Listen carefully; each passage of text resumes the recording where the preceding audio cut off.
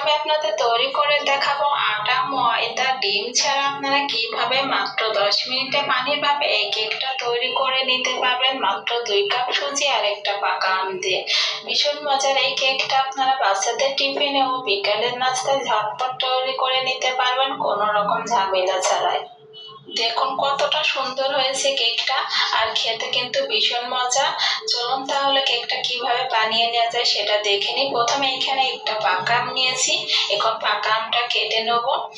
আমি ভালো করে পাকা আমটা ছিলে কেটে নিয়েছি। এখন একটা মিক্সিং জার নিয়ে নিয়েছি, দিয়ে দিচ্ছি 2 কাপ সুজি।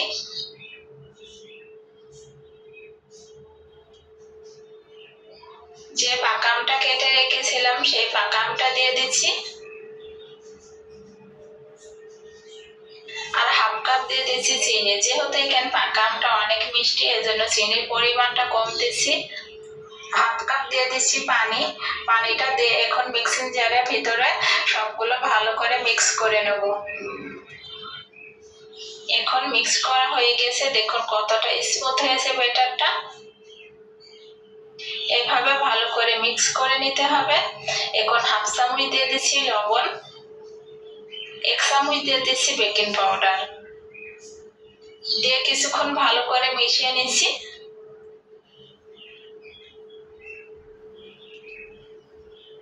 এখন কিছুক্ষণ ভালো করে মিশিয়ে নেওয়ার পরে এখানে আমি 3টা স্টিলের গ্লাস নিয়েছি, নিয়ে তেল ব্রাশ করে রেখেছিলাম। এখন ব্যাটারটা একে একে সবগুলো গ্লাসের ভিতরে এইভাবে ঢেলে দিচ্ছি, হাফ করে ঢেলে দিচ্ছি, যেহেতু কেকটা কিন্তু ফুলের গ্লাসটা ভরে যাবে।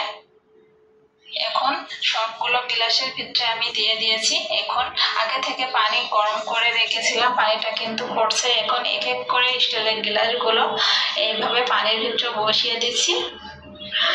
এখন উপর দিয়ে কিছুটা কিশমিশ দিয়ে দিচ্ছি, আর 10 মিনিটের জন্য একটা ঢাকনা দিয়ে ঢেকে রেখে দিচ্ছি। অবশ্যই ঢাকনার ছিদ্রটা বন্ধ করে দেবেন। এখন 10 মিনিট পরে দেখে নিয়েছি, দেখুন কেকটা কতটা সুন্দর হয়েছে। গ্লাস কিন্তু ভরে গিয়েছে একবারে ফুলে। আপনারা কিন্তু সহজে এইভাবে কেকটা বানিয়ে নিতে পারবেন ইজি। দেখুন মাত্র সুজি দিয়ে আর একটা পাকা আম দিয়ে এত সুন্দর কেক তৈরি করে নেওয়া যায়।